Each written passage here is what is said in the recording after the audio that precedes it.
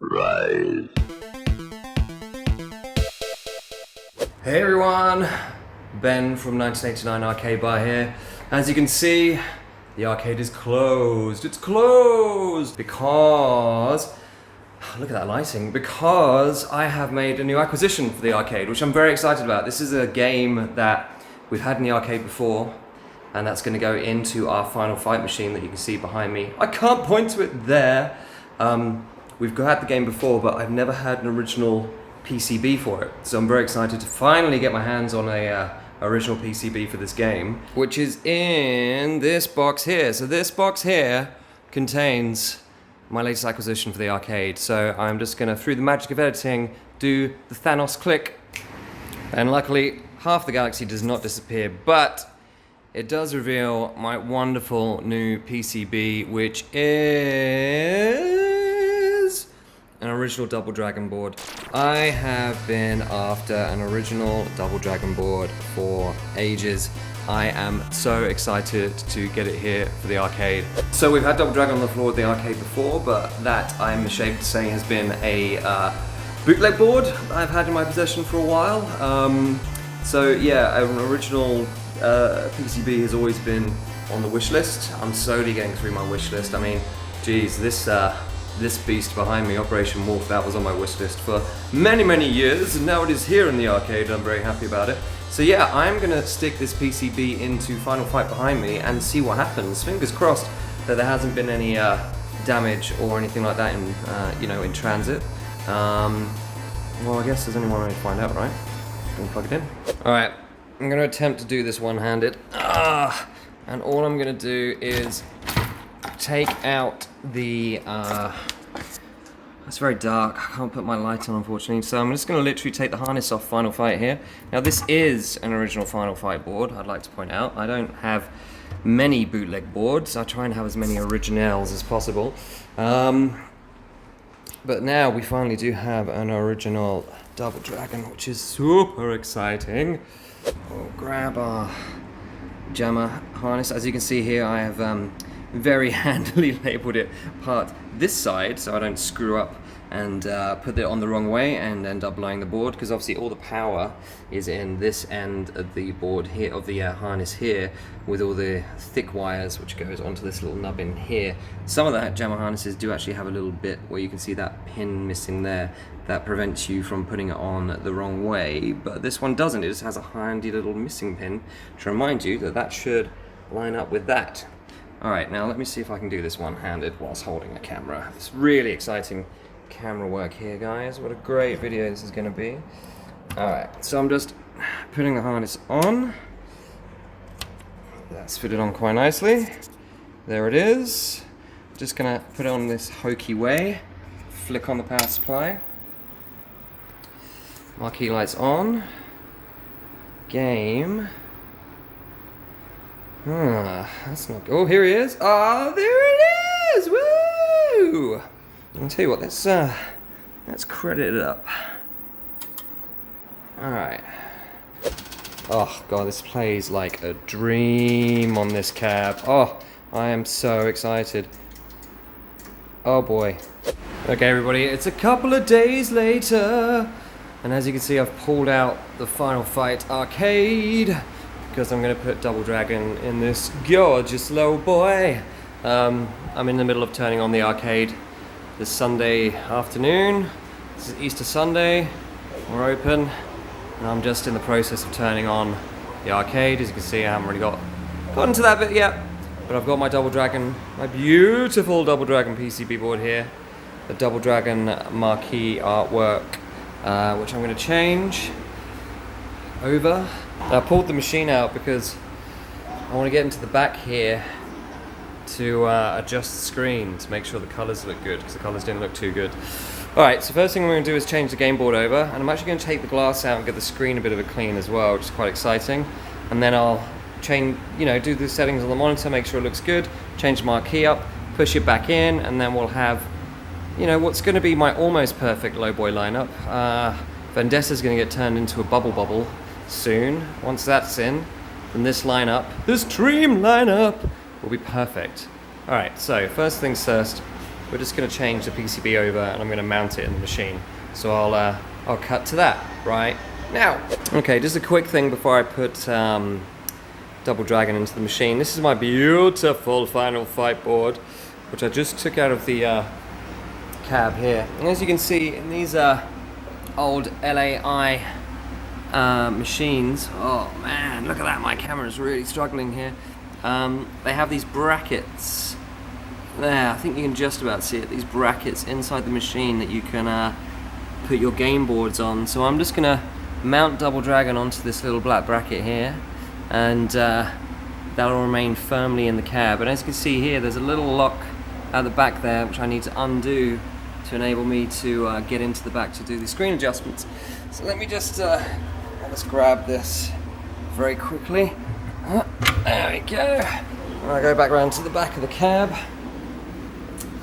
and then I should. Oh, sorry guys. There we go. So as you can see there, very difficult to do with one hand. I just took the back panel off, and in here you'll see on the back of the monitor, when I'm able to focus the camera, that these are the pots here that will enable me to adjust the colors to make sure that Double Dragon is looking beautiful. And as you can see here, that's the mount for the game board that I'm going to put the game board on right now. Okay, success. So here we go. Here's our Double Dragon game board, nicely fitted into the cab. I've put the harness on it, and as you can see, it's sitting very nicely and, more importantly, very securely in the cab. So you can see there's a little clip at the top there. This clips on the PCB to make sure it's in place. You can also drill the game board into the side of the cab. Many of the cabs that I keep as dedicated cabs have that drilled in the side. But with the low boys, because we change the games out so often, this bracket is really good for doing quick swaps. So I'm happy with that. That looks pretty happy. It's nice and comfortable. It's all in properly. So we're just going to give it a flick on. Make sure it's happy.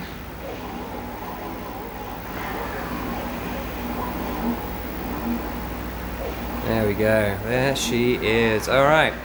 So I'm going to let the monitor warm up a little bit. And as you can see, the colors and the picture is a little bit soft, and the colors are a little bit muted. So let's just have a look on the back of the monitor here.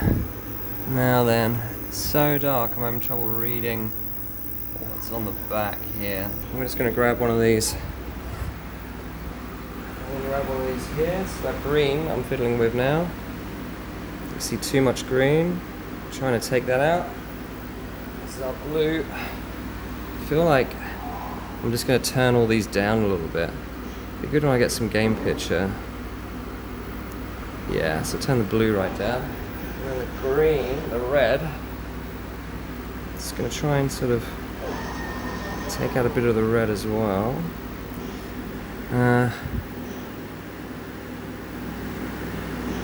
Still got the green in that image.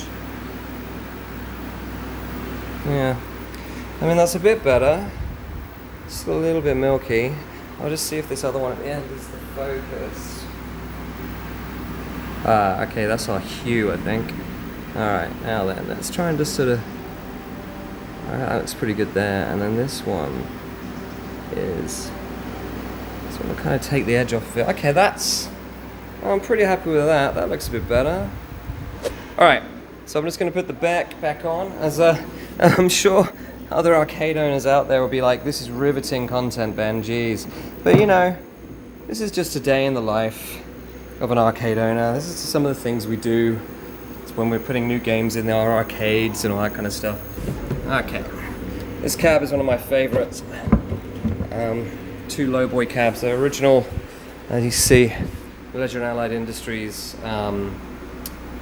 wood grain lowboy cabs. This one and its sister there, it's just going to be Bubble. I'm just going to lock back the back of the thing there. Oh, that doesn't sound happy, does it?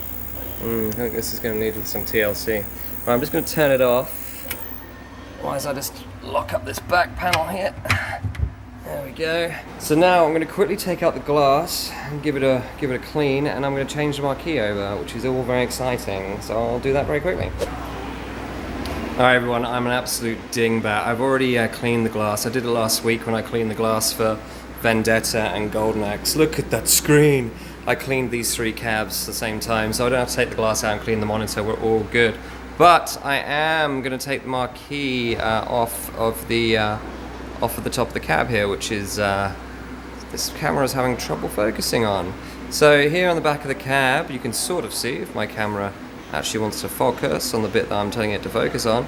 These bolts, which basically hold the marquee artwork on top of the cab. So I'm just going to use my trusty tool to unscrew these, and I'll take off this top plate here, and I'll pull out the artwork and replace it for the artwork that I've got sitting on the table over there. This is really exciting stuff, guys. It's basically unscrewing.